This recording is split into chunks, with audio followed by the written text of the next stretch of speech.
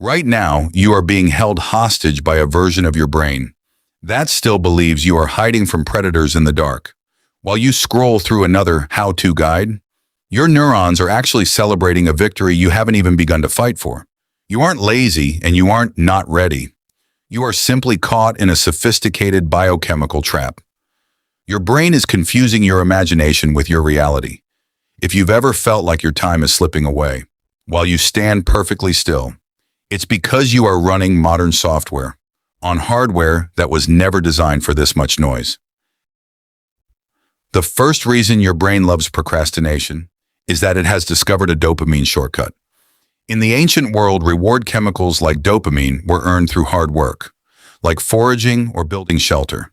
Today, your brain has learned that simply thinking about success can release small hits of satisfaction that make you feel like you've already achieved something. This reduces your biological urgency to act because, for your mind, the goal has already been reached. In the planning phase, you are essentially addicted to the potential of who you could be. That high feels much safer than the boring, repetitive effort required to actually become that person. To understand why this happens, we must look back at 300,000 years of human history. For 99.9% of our existence, your ancestors prioritized immediate survival over long-term goals. Your brain has evolved to conserve energy because in the ancient world, wasting energy on a long-term project could mean you wouldn't survive the night. When you try to start a complex modern task, your ancient hardware perceives it as a waste of energy and urges you to return to the comfort of the digital illusion or the quiet darkness. Your body isn't broken. It's just remembering a time when doing nothing was a strategic survival choice. Beneath your procrastination is a hidden fear of failure that acts as a psychological shield. As long as you stay in the planning phase, your dream remains perfect and your self-image remains protected.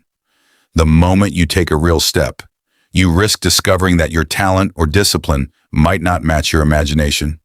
Your brain views this potential blow to your ego as a physical threat, so it keeps you trapped in mental exhaustion, thinking deeply about every possibility, until you are too tired to actually move. You aren't overthinking because you are careful.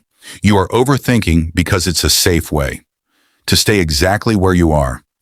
This resistance is often tied to your identity resistance, the brain's natural tendency to sabotage any action that doesn't match your current self-concept.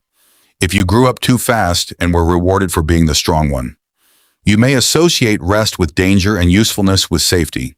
You might procrastinate on your own dreams because your nervous system is still stuck in a state of high alert, waiting for a crisis that hasn't happened yet.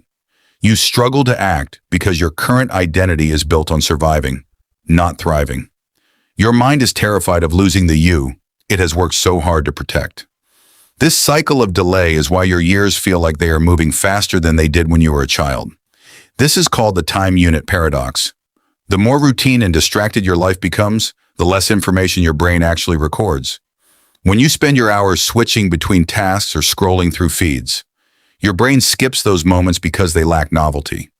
To slow down time and break the cycle of procrastination, you must introduce novel experiences that force your brain to pay attention and record new memories.